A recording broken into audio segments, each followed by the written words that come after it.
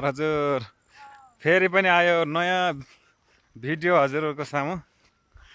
गाइजहरू subscribe गर्नुहोस्। हामी आज चाहिँ यात्राको लागि निस्किँदैछौँ। केही थोरै यात्रा छ।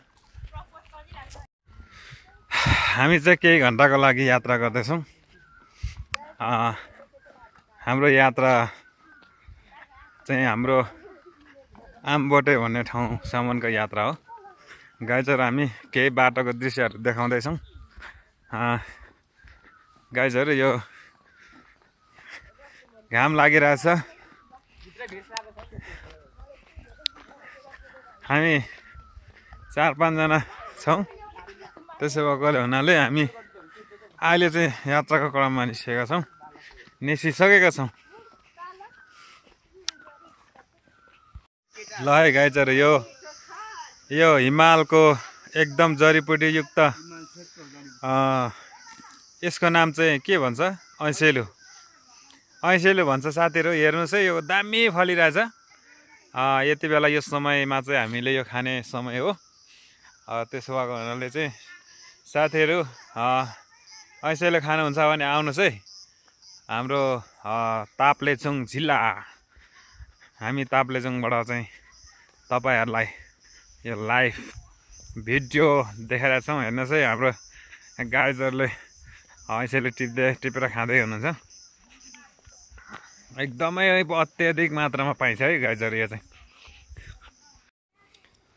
हेर्नुहोस् है गाइजहरू, यो सडक स्तर उन्नतिहरू यस्तै छ। यो हाम्रो नेपालमा विकास चाहिँ यस्तै छ साथीहरू। यो बाटोमा पानी जमेको हामी देख्न सक्छौँ। यो अलिकति सडकको स्तर उन्नति भन्न सकिन्छ। गाइजहरू यसको लागि तपाईहरुले कमेन्ट गर्नुहोस् है। हेर्नुहोस् है गाइजहरू, हामी फेरि पनि यो माछा पोखरी भन्ने ठाउँमा आइपुग्यौँ। निरन्तर हामी अगाडि जाँदैछौँ। यो माछा पोखरी भन्दो रहेछ यो ठाउँ चाहिँ। यहाँ तल पोखरी पनि देखिरहेछ। सिँढी नै सिँढी रहेछ, मान्छे हिँड्ने पनि। यो ट्र्याक पनि राम्रो रहेछ, एकदम राम्रो। पानी पर्दाखेरि पनि हिँड्नलाई चाहिँ एकदम सुविधा। जस अब बाटोमा हिलोहरू भन्न पाएन, राम्रो रहेछ। यहाँनिर 1-2 घरहरू पनि रहेछ। हेर्नुहोस् है साथीहरू। ल है साथीभाइहरू, फेरि पनि स्तर उन्नतिको बाटोमा हामी त ट्र्याक्टरमा चढ्यो है गाइजहरू। ट्र्याक्टर चढेर हिँडिँदैछ। उकालोमा बडो मजा आइरहेछ ट्र्याक्टरमा। यो पहाडको गाडी चाहिँ यस्तै हो है गाइजहरू।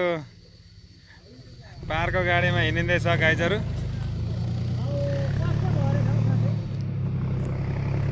के हो ल है गाइजहरू, बडो आनन्द भइरहेछ।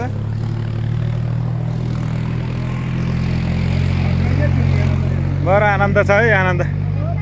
आमा यस्तो आनन्द त कहिले आउँदैन है गाइजहरू।